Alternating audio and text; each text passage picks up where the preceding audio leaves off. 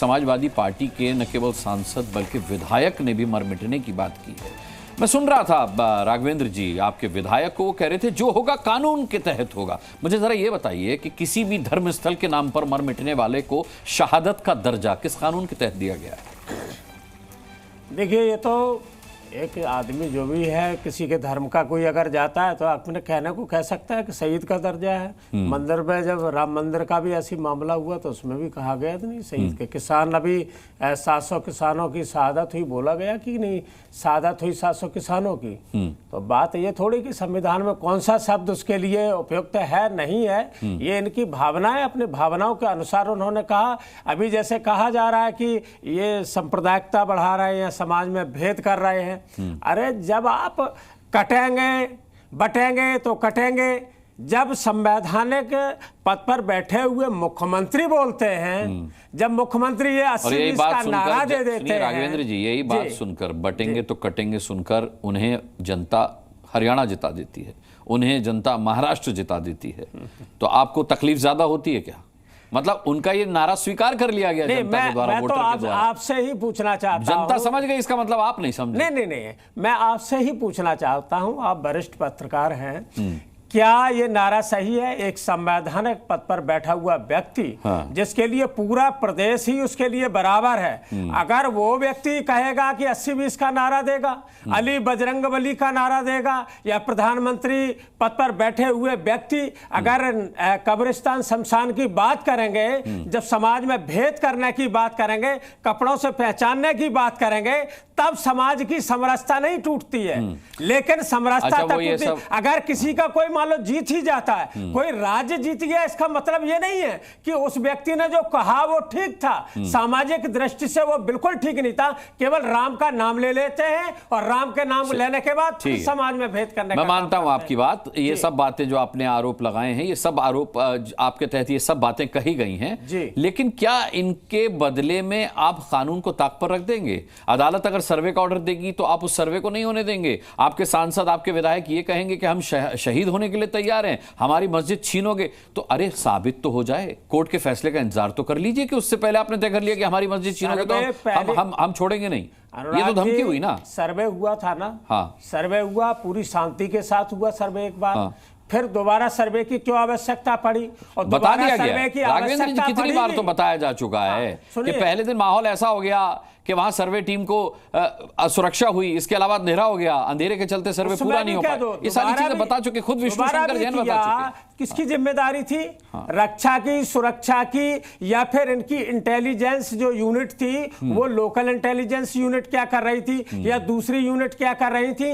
राज्य का जिम्मा था, जिनके नाम सुरक्षा जिनको करनी थी, वो क्या विपक्ष पे आरोप लगा रहे हैं? किस तरीके की सरकार है? सरकार को खुद अपने गिरेबान में झांकना चाहिए कि इसी सरकार के अंतर्गत 5 लोग उसमें मारे गए, या जहां जो होता है सरकार की जिम्मेदारी है, उनकी रक्षा सुरक्षा की जिम्मेदारी थी, उन्होंने क्यों नहीं करा? वो नाकाम आ गई सरकार। के शर्मा आ गए। के शर्मा, आपको अपने गिरेबान में झांकना चाहिए और आप चश्मा साफ करने में लगे हुए हैं। मुझे तो आश्चर्य, इनको देखिए, विपक्षी है, इनका काम है आरोप लगाना। वैसे भी समाजवादी पार्टी गुंडों और मवालियों की पार्टी है, इनसे ज्यादा कोई अपेक्षा कर नहीं सकता। चिन्मयानंद, कुलदीप सेंगर आपके ही से आते थे। इसलिए क्या है कि बोल लेने दीजिए, मैं आपको मौका दूंगा काउंटर करने का।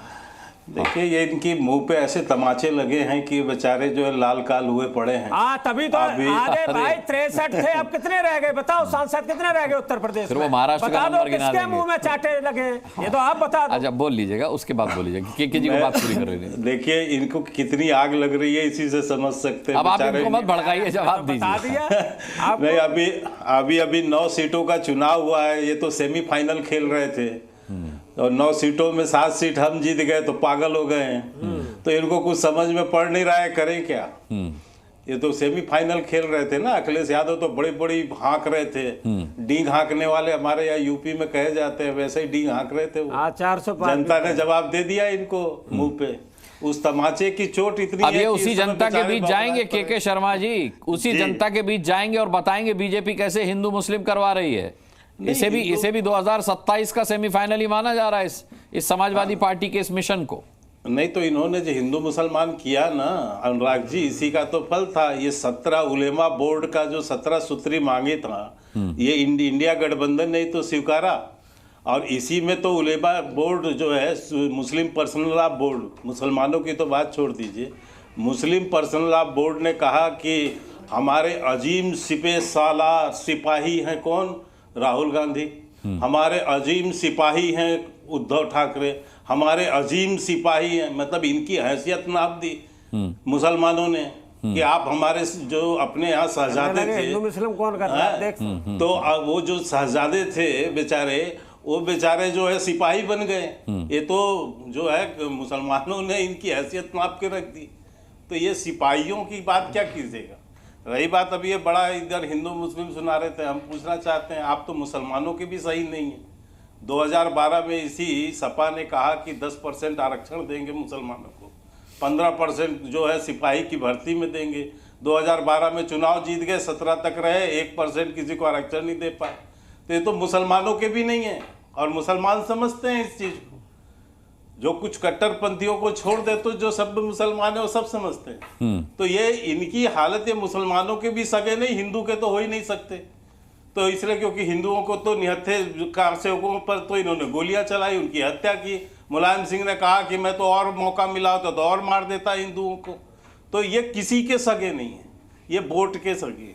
लेकिन इनका हसर अब यही होना है, ये जितना मुसलमान मुसलमान मुसलमान करेंगे उतना ही इस देश के भारतीय जो है 140 करोड़ भारतीय इनको निकाल के बाहर कर देंगे। और सच्चाई है, इस महाराष्ट्र के चुनाव ने इनके राजनीतिक कब्र में अंतिम कील ठोक दिए। अब इनके पास कोई रास्ता नहीं बचा। और ये क्या किसी पीडीए वीडियो होंगे? इनकी पीडीए की भी हवा निकल गई। उसी दिन करहल जैसे जो अपने अखिलेश यादव का विधानसभा क्षेत्र था, उसमें समाजवादी पार्टी का समर्थक गुंडा ने एक जो है दलित महिला के साथ उसको मारा, उसके साथ जो है अत्याचार हुआ और उसको जो है जान से मार दिया। इसलिए क्योंकि वो भाजपा को वोट दे के आ रही थी। एक शब्द नहीं निकला किसी समाजवादियों के मुंह से। और समाजवादियों को हसर है, पूरा यूपी जानता है, पूरा देश जानता है कि दलितों के साथ क्या व्यवहार रहा है। दलितों की सबसे बड़ी नेता मायावती, दलितों की सबसे बड़ी नेता, उसने खुद कहा मायावती ने कि मेरे साथ जो है दुष्कर्म करने का, मेरी हत्या करने का प्रयास मुलायम सिंह यादव ने किया। ठीक है, ये आप गड़े मुर्दे उखाड़ रहे हैं। नहीं, गड़े मुर्दे नहीं है अनुराग जी, ये इतिहास है इनका। ये इतिहास अभी मैं तो 4 और गिना देता हूँ इनके। शुभ्रांश जी भी लिख रहे हैं, शुभ्रांश जी भी लिख रहे हैं, लगातार नंबर है, तैयार रहिएगा उनके हमलों के लिए। मुझे भी अभी बहुत लंबा बुलवाया, मुझे तो थोड़ा बोलने जी।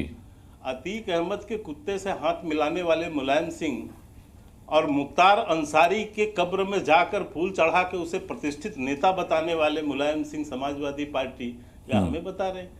तो हिंदू मुसलमान आप करते रहिए, आपका जवाब देता हूं। हम तो 140 करोड़ भारतीयों का लेकर आगे बढ़ रहे हैं। और बहुत ही आज भी हम कहते हैं कि एक रहोगे तो सेफ रहोगे, एक भारत श्रेष्ठ। आप तो बटेंगे तो कटेंगे भी कहते हैं। हाँ, हम ये भी कहते हैं क्योंकि देश देख रहा है ना, इसमें कहाँ गलत है। पूरा इतिहास भरा पड़ा है अनुराग जी। जब बटे ना तभी मुगल यहाँ घुस पाए, नहीं बटे होते इस देश के लोग तो नहीं ये यहाँ मुगल शासन करते।